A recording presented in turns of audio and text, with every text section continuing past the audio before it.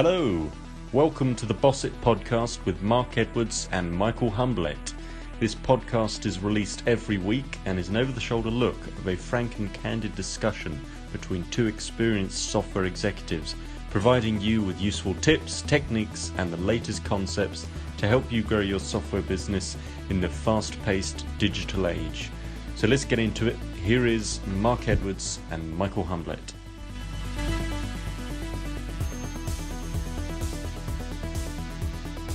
So here we go again, Michael. Another boss. Yeah. Hey Mark, how are you? Good. We've both had a very busy week again. That's why we're doing this sort of last day, last hour during the week, which shows how busy we've been. But it's good. Yeah, busy is good. It's we all complain, but we want busy. That's why we do this. Yes, exactly. Nothing worse when there's nothing going on. No, true. Yeah. So I've got a list. I was making just jotting down a number of the conversations that I've had this week. Lots and lots of conversations actually with all types of companies. So much I didn't know where to start actually to talk to you. But perhaps we should have a chat with you about what happened with you this week and some of the things that you think might be relevant to our podcast listeners. So I've been on several stages spreading the sales word, and I also organized, I call it the Mega Secret Humble Sales Club. At funny part is it's so secret nobody actually can remember the name, including myself. But in essence, I need to rename it. But it's so funny and it's such a wrong name that it sticks. So it's like 35. We had 35 CEOs, all scale-up phase. You could only enter the room if you were an executive, and it's really networking. And I don't charge any money for it, and I let people really speak in depth about business. And one of the things that really sticked in my mind was we had a company called Intuo. I talked several times already about them, Intuo.io. Yes. It's a performance management SaaS software. And they were explaining in detail their sales cadences, how they do it. And I have to say I was pretty amazed. And they actually started explaining that you need a drum beat. It's like a machine that runs. And if it doesn't run, you need to fix the broken parts. So you have several steps in there, and then it needs to run. And how they define the sales cadence is actually you need at least 5 touch points to get to your customer. And they did some studies around it. And if you go above 5, it does not work better than, if you do 7 or 8, 5 is enough. So you do not have an incremental increase in hit ratio if you would use more. Right, so 5 touch is a good benchmark. That's specifically for them and their product in their market. Because I checked it because I was intrigued. So I started checking HubSpot because HubSpot was the one inventing this sales cadence word, and they actually also say 5.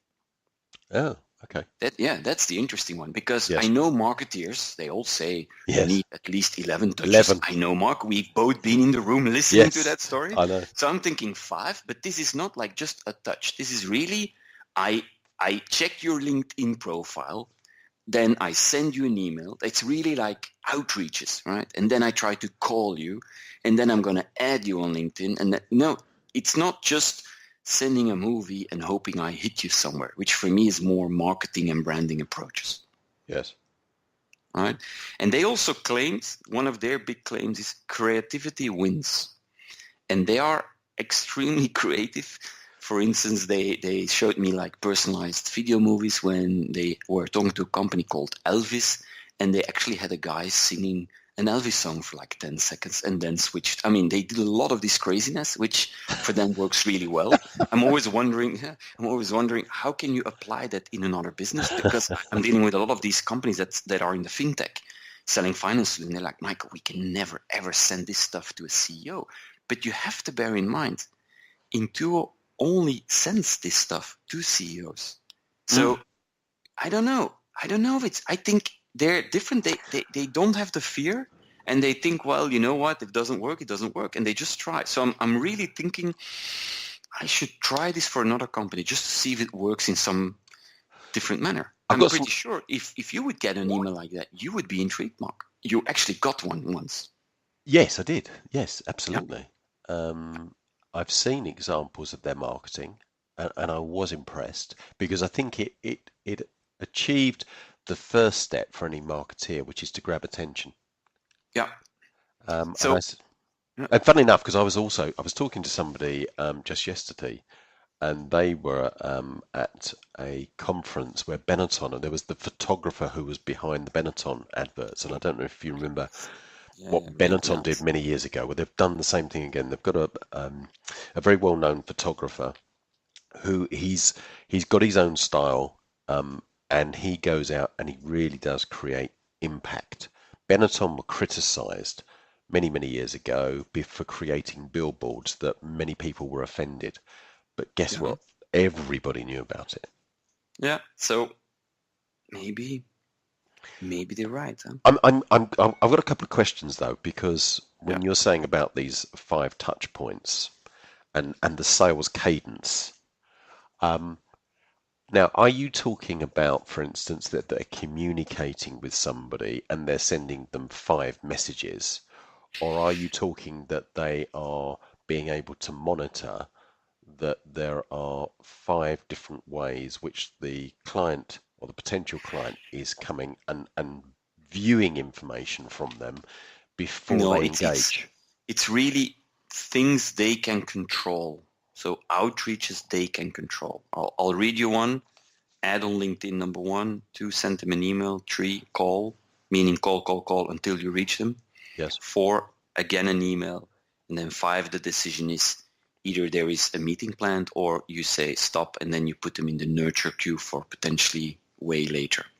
Right. That's for them an example. And then they have like timing with 2 days in between all of that. But they shared some stats that I wanted to talk about. So at a certain stage, they said, well, they had 20,000 contacts in their database. They started mailing, and they said for them, emails just doesn't work anymore. No. And especially, Mark, the interesting part was for them, especially in UK, it does not work. So they are doing this in all countries, and they said Yes. for some reason UK is just like, I mean, if you do this in Scandinavia, people actually answer. I'm really sorry, but I think this email is not for me, or I say they're really nice. They answer on these emails. In UK, it's just like nobody reacts. So it says 5% response rate, 1 positive response. UK, almost no results. Yeah. So what's going on with UK, Mark? What's this thing?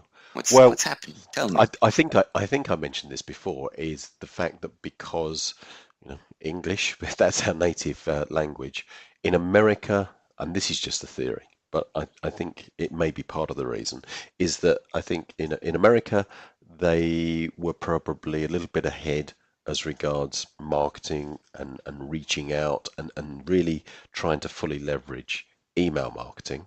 Mm-hmm. And I think that after the USA, England was probably their next focus. I mean, Yeah. we've had a lot of email coming in, and maybe as a consequence, we've now put up those barriers because, I mean, that's the other thing about marketing is marketing can work for a period, and then you can start to see the results wane, and you need to be measuring that. And Yeah. after a while, it will become less effective. You see True. certain True. channels that can be very effective for a while, and then they're overused. Yeah. Or they're True. abused. That's the other thing. True. LinkedIn, I think, is potentially going to suffer from that. Yeah, you feel it, eh? It's heating up. Yeah, exactly. They need to control it, and that's the Yeah, that's they the thing. won't. They won't. I'm not so sure. I think that that the really successful platforms, they understand what's going on, and they need to put a control there so that there's balance. They can't. They don't want to stop the communication completely, but they No, need to true, but stop the abuse, and I think that's where they're going to be yeah, focusing. I'm very curious because Twitter wasn't able to do it. Facebook is suffering from this a lot. People are flooding to Instagram. Yeah, I'm curious because it's fundamentally their business model. They make money. More people, it's hard to reach. You're going to spend more money. Do you think Facebook has failed in that respect? I mean, I don't see it working B2B yet. People have told me it has. I've just not seen it myself. I think Yeah, B2C it's very effective. I believe it's B2B2C actually that works really well. I think B2C it's especially the guru funnels and these guys they're Oh, pretty yes, good in that's that. true. Yeah. They use Facebook. They all complain Yes. that of course pricing gets higher and higher as time goes. Depends a bit. I mean, I've seen very successful B2B launch campaigns on Facebook also. Actually, also on Instagram, because a lot of these B2B companies tell me, "Oh, Michael, Instagram is nothing for me." But have a look at General Electric, GE. They have one of the most successful B2B Instagram accounts, and it's only pictures of factories and boats and big machines they have. Really nice pictures. You would love the pictures, Mark. Yeah. Yeah. Well, video is being used very effectively on Facebook. I've seen that, especially selling new gadgets. One, I bought something myself just recently. Really, very, very effective bit of marketing. Worth looking up actually. If you've got an iPhone, look up Mouse, M-O-U-S. They've made a new iPhone case, and the case is really slim. But they demonstrate it by dropping it from a crane at 45 feet onto concrete, and it doesn't break. And I thought, making the intangible tangible, Mark. You absolutely. believe it then, eh? It's always the same thing, eh? Yeah. It's a video. You see it with your own eyes. You perhaps doubt it a little bit, because I imagine that if you have a case for an iPhone, or maybe for an iPad, but for an iPhone, it's going to be really big and sort of rugged and rubberized. It will sort of make the whole thing a lot bigger. But I'm holding it in my hands now, and it is no thicker. It's as slim as a normal case. Doesn't look different in any way. They make the back from wood, bamboo, carbon fiber, and one other substance. And it really is carbon fiber. And I saw there was a reviewer who went out into the street and he passed the phone to people and he said, "Throw it on the floor." And actually, there was some women that coming out of a nightclub, I think it was, and one of them just slammed this phone against a wall and it bounced on the concrete, and then they threw it down the stairs, and the phone was still okay. I mean, it's really amazing, really effective. I mean, you didn't need any words. No, scary. Yeah. I mean, interesting. So, talking about what you just said, I had a lunch today with CEO of a VR playground, they call it. And while we were talking about strategy, and he was struggling with, do I go there? Do I go there? And we were talking about partner models and all of that. And at a certain stage, he says, "Michael, before we go on, you need to try this, because otherwise you can't. I mean, you need to feel this."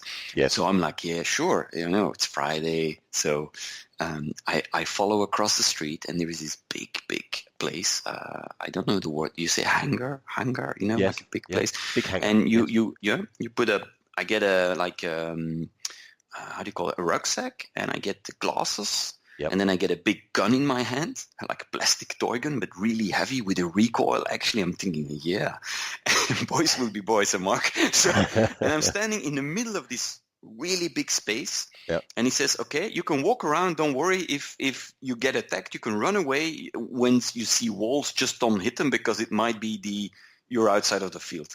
So then you put it on, and he joins me. So we're standing, and he's talking to me, and we're talking business. Funny, how? What do you think of this? In the meantime, and that's how you load your gun. Okay, you can choose different guns, and no. Okay, here we go. And I'm in a graveyard, and like sound is there. It's extremely creepy, and I'm looking around and thinking, good God! And of course, the zombies come and all of this stuff. So we had a lot of fun for half an hour, Mark. I really, you should try it, especially because you run around. It's incredible. Immersive, it's really incredible. And again, I mean, we've talked about VR and all this stuff. Man, it's coming.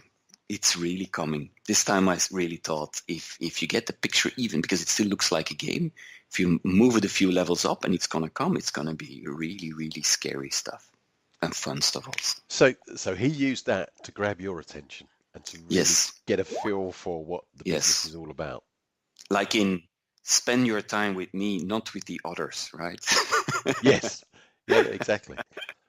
Do you think that's an advantage in business if you're selling something like that rather than some fintech platform. Yeah. It's funny because last Come night I and was play. discussing with a fintech guy, and he says, he was in the business of, when you send lots of invoices, he was the guy doing that as a service for companies with EDI, and there are different ways of doing that. And he says, like, it sounds so boring what I do, but I mean, I give a lot of value. And funnily enough, he had a big trouble getting his pricing right, Yes. because for some reason people want to pay more for the receiving part of invoices. I mean, how to say that? Yeah, for the receiving part of invoices than the other side, because one is revenue and the other is purely looked at cost. It's really funny. He said, like, yeah, these guys from Ariba, SAP, they can ask 3 times as much as I can do because they're on the other side. And it was really funny. I never thought about that actually, but it makes sense, right? Yeah, it does. Because their model is 1% of all the invoices you get in. Can you imagine, Mark?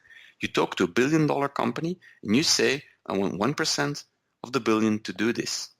Mm. I mean, I would think this is scary. Not as much fun though as running around with VR, is it? No, we should do that. Yeah. We just go VR and we do the podcast with our helmets on and say, oh, Mark, wait a second, I need to reload for the zombie. So what have you been up to? Tell me.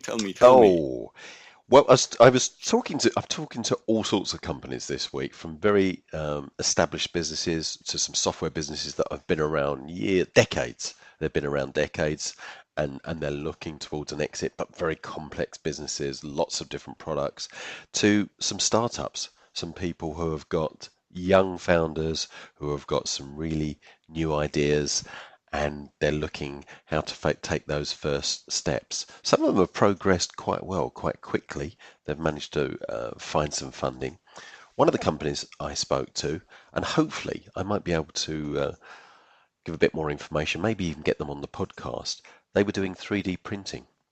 Yeah. So the market proposition that they had was it was speed of prototype to market. Yeah. But it was mainly that, although that they had designed the hardware, it was mainly about the software. So if you're going to design a product, funny enough, he used the example, if you're going to design an iPhone case, then you need to make a decision about the look, the shape, how it fits the iPhone, but also the materials, combination of materials that are used in that iPhone to maximize the resilience.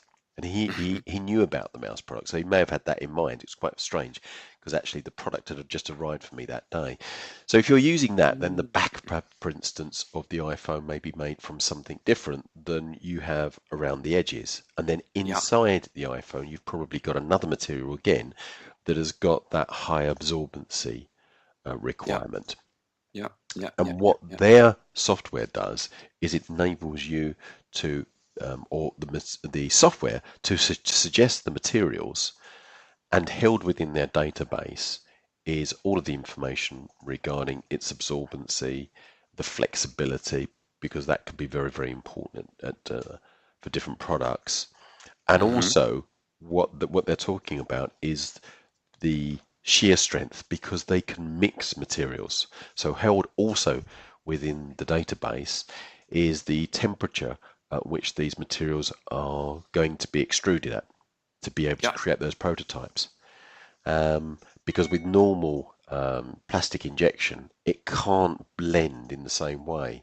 And the diagram he showed me, which was of a sort of a turbine. So you've got this spiral device that was going to be used in a machine, and at one end it was 100% of one type of material, and at the other end 100% of the other type of material, and it was a clean blend from one to the other.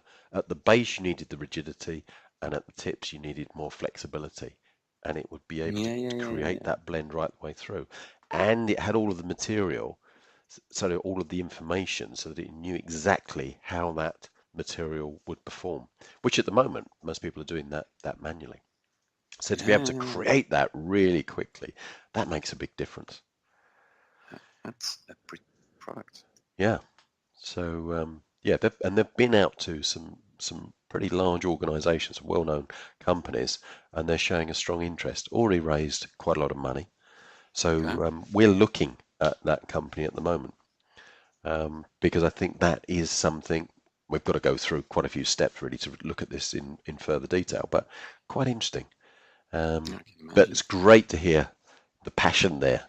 And it's a more of a, again, one of the things that I've always say is when I first meet with a company, I always want to find out what the background is of those founder or the founders, because you will see that that company will be created in the personality of that founder. So if they're Yeah, a technical company, it I will have that agree. technical bias. Yeah, And I fully agree. I yeah, fully agree. I see that every time. yeah, and we're seeing now that they're now looking and having to work really hard about the marketing and the sales. But we can help. I'm So sure we can. yeah, yeah, exactly. It's very interesting. Another business that has been in existence decades, and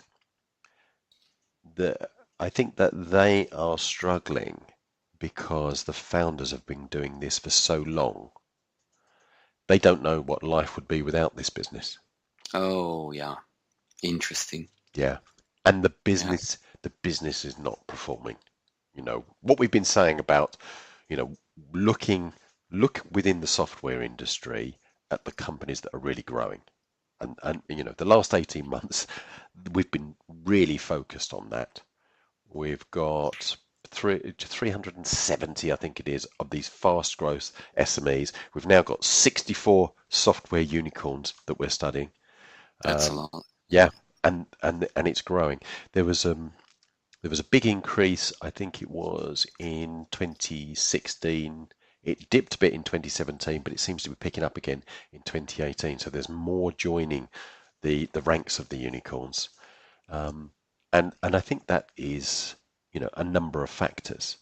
So those companies are growing really quickly, and they're overtaking some of the more established businesses, and that must be causing a lot of frustration. So they're struggling. Their revenues are going down, but what they do, because they have that problem that they don't want to let go.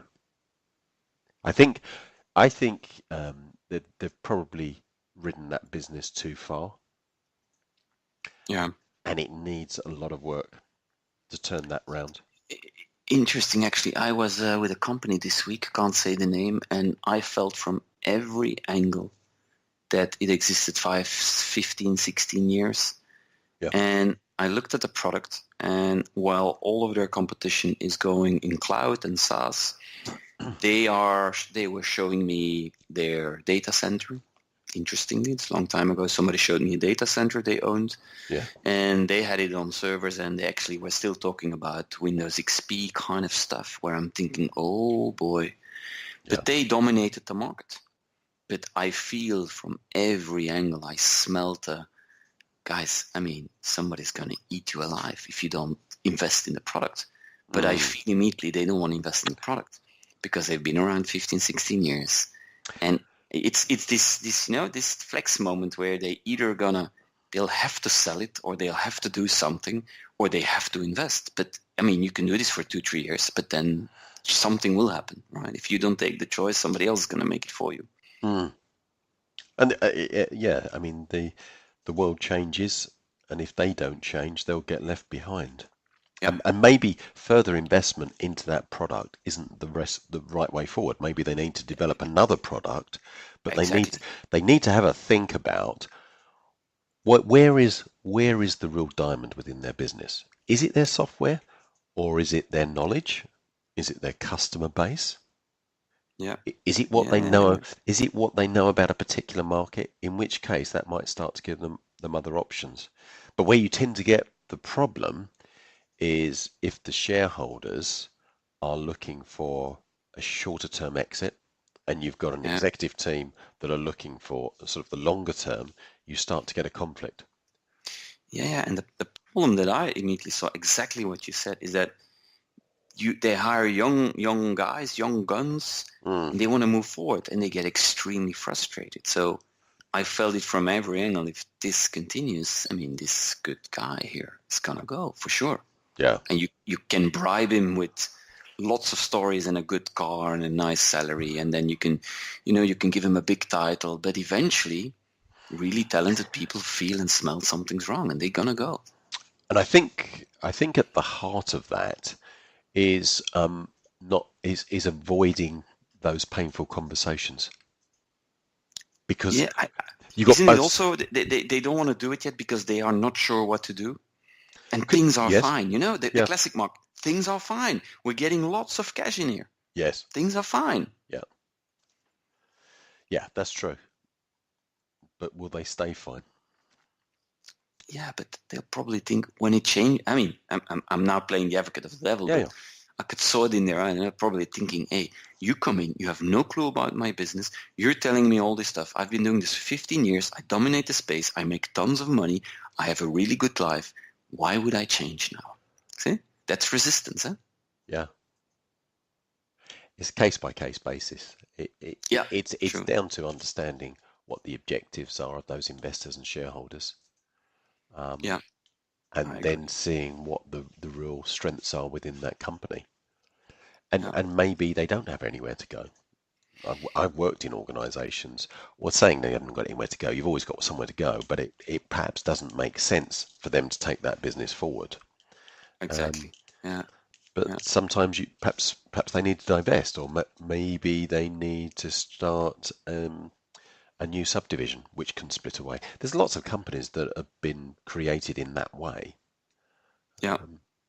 Lots of companies that I've come across that were part of much larger organisations that gained a certain expertise, and rather than diluting that expertise, they created a separate organisation to really take that opportunity and move forward with it. And as it grew, they split it away, and then the established company gets some benefit from that, and the guys that are wanting to move forward, they can do it. There's lots and lots of options when you get to that stage, and I've been in those meetings where I've sat at the table where you've got the two opposing sides, where it almost seems like that you've got mixed objectives, or mixed in the respect of timing. True. There's a group of people perhaps that are looking more short term, and they're not wanting to invest money that they won't get a return on. Whereas the others want to drive the business forward, and they're scared that they're going to get overtaken. And in today's software industry, that is a really big. You see it. Companies go from nowhere to really big, strong companies generating enormous revenue. I actually agree with I tell that to people a lot. Try to create a sub-brand or a different brand.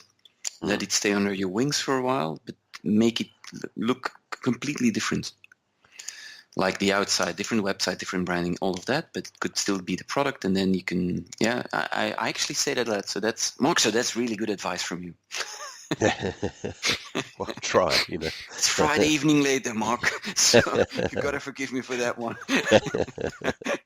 What do you advise companies that you're talking to about supporting their salespeople with marketing material?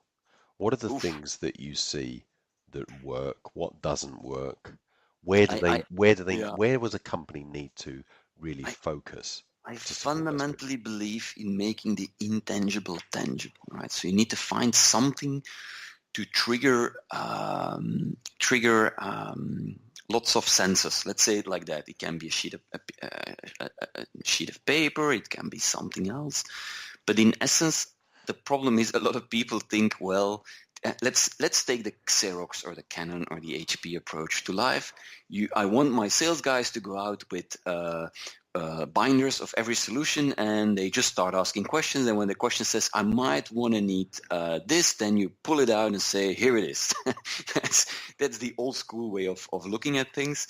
I believe it needs to be a bit different. I think you need to inspire people, and you need to give things that they will actually either if you're talking to the one in charge, that they will take it to the people working for them and say, look at this could be interesting for all of you. Or do you do it the other way around? You create material for the manager, right? Mm-hmm. One of the things that I see works really well is proper use cases, but not the classic use case saying we are this, you know how classic use case goes out. Description, Yeah. It's like a big block of text, blah, blah, blah, blah, and then about us, blah, blah, blah, blah. And no, I really want you to make something nice and a bit funky, let's say, even in finance, with some graphs, with the language they understand. If you're, for instance, trying to sell invoice solutions to accountants, I have been into that space, then you need to show an Excel, and then how do you move away from you need to really make it tangible and some numbers in there and inspirational. That works really, really well if you do that good. But I do not come across good examples. I mean, it's very rare I see something I think, this is really nice. This is exactly what it needs to be. And it's not only design, it's just the way it's written and the way it's visually done. And it shouldn't be a lot. It's easy to create, actually. I had a conversation just this morning, actually, with a company. We originally came across them when we went to the CogX exhibition. Do you remember we spoke about that briefly? It was the AI exhibition and machine learning. Had a conversation with the CEO. He comes from a sales and marketing background. It was evident within the first minute. He was able to pitch that business. It wasn't technical. He made it really clear. And what they have is a platform specifically for journalists who are wanting to make their life easier by getting the information they need before anyone else. And that could mean information that a particular event has happened, or a video or an image, which upon they can then write an article and get fast out into the marketplace. And what I really liked about these guys were they do use artificial intelligence, but they weren't leading with it. They were leading with a very clear positioning, which is we help journalists. Because actually, the interesting thing is that journalists, now this is where I think a lot of tech companies are wrong. Time and time again, I see companies, and somebody asked me to go and have a look at their website to get a feel for them, and the first few words I see up are artificial intelligence. We use artificial intelligence, data analytics, machine learning to help improve your efficiency and profitability. I mean, variations on that sentence, there must be hundreds and thousands of them. Whereas these people were very focused in. It's a startup. But they weren't trying to be all things to all men, and they'd focused in on an area that they understand, and they knew journalists don't like artificial intelligence, AI. If you mention AI, it immediately turns them off. Now that's gonna surprise a few people, because there's a lot of people in the software industry that they want to include AI in every sentence they utter. They want to put it to mention big data. Big data, yes, and GDPR. Yes, we and they've learned we don't want to do that, because journalists at the moment, their understanding of AI is this could be a threat to our jobs. We're gonna have artificial intelligence that's going to be writing articles. First thing I'm thinking of. Yeah, I don't think that's true, because we don't really want to hear the opinion of a machine. The thing about good journalism is you're getting an opinion from a human being. But what it's using is the artificial intelligence to enable those journalists to do a better job. Now that's smart. That is really good. And it's those type of solutions that I would really like to see to get a high profile. Rather than, unfortunately, as I said before, a lot of those CogX guys we're really into artificial intelligence and machine learning, and we're the experts and we can create you solutions. Yeah, true. Yesterday I saw a presentation, chatbot with a lot of artificial intelligence, which actually can guide you. For instance, you're on a website, ask some questions, and then you can say, yeah, I'm looking for, can't say what, because then people will know who it is. I'm looking for this, and then it will actually bring you to the page. So it could control the website behind. Pretty nice. But it took him 30 minutes with slides and slides of Gartner and difficult words and all of this, how the world was changing. You know, these slides, one big picture and then a number and a text.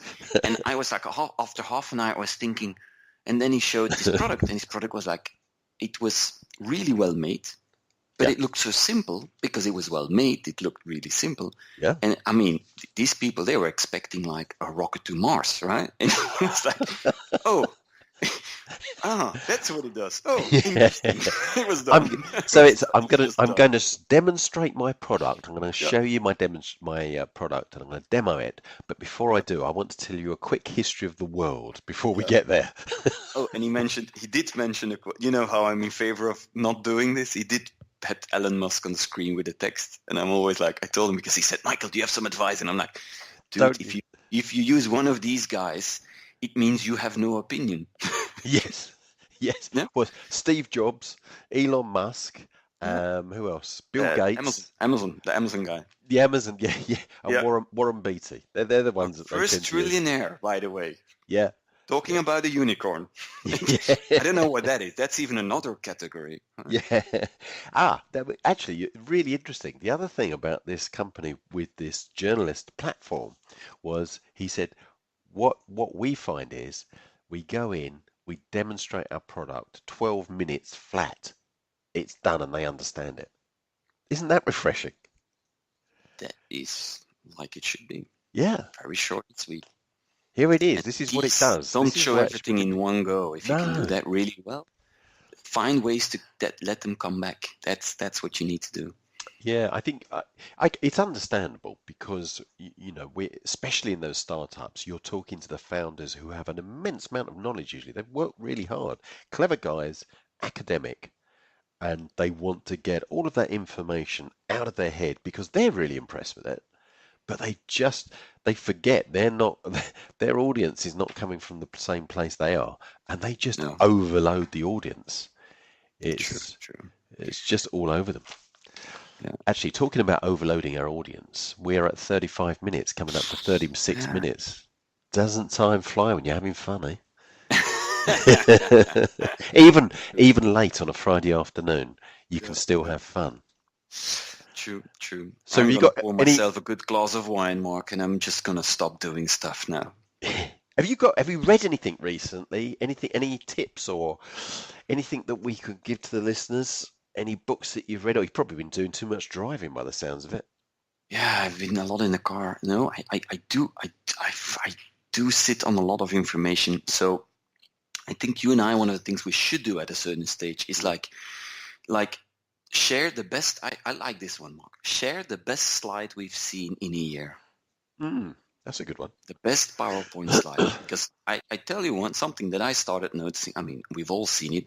You go to an event and people start taking pictures when the slides are good. Yesterday, the day before. It was yesterday. I'm in front of this audience. It's like a big movie theater thing, so you see them really, all the faces up close.